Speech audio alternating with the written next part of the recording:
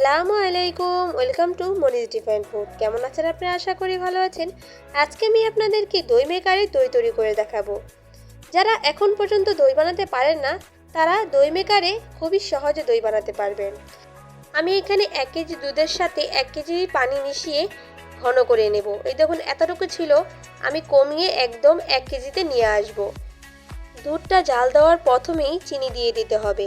এখানে আমি 1 কাপ পরিমাণ চিনি দিয়ে দিয়েছি, আপনারা আপনার পরিমাণ মতো দিতে পারেন।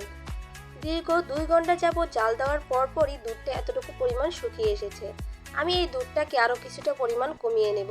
দুধটা দেখুন এই পর্যন্ত ছিল, এখান থেকে এটুকু কমে এসেছে।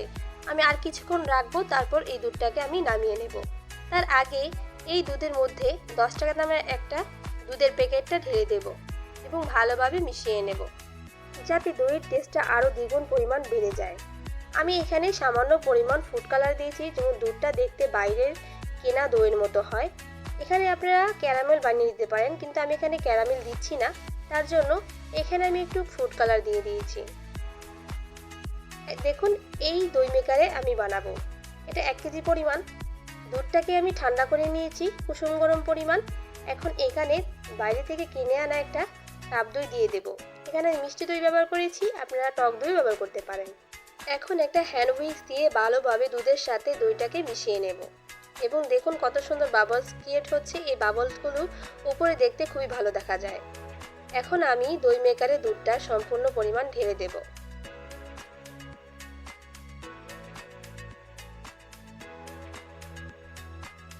ঢেলে দেওয়া হয়ে গেলে এটাকে 7 থেকে 8 ঘন্টার জন্য প্লাগ ইন করে একটা সাইডে রেখে দেব এবং ফিরে আসবো 7 থেকে 8 ঘন্টা পর।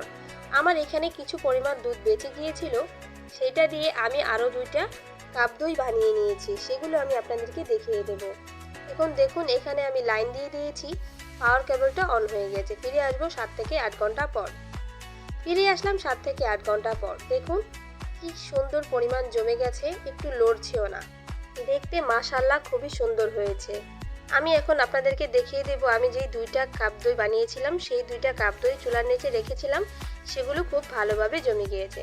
এখন এগুলোকে আমি 2 ঘন্টার জন্য ফ্রিজে রেখে দেব।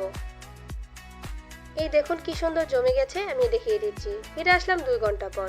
2 ঘন্টা পর দেখুন এগুলোকে সার্ভ করে নিচ্ছি। আপনারা নিজের চোখে দেখতে পাচ্ছেন কত সুন্দর জমে গেছে। ভিডিওটি ভালো লাগলে প্লিজ আমার চ্যানেলটাকে সাবস্ক্রাইব করবেন।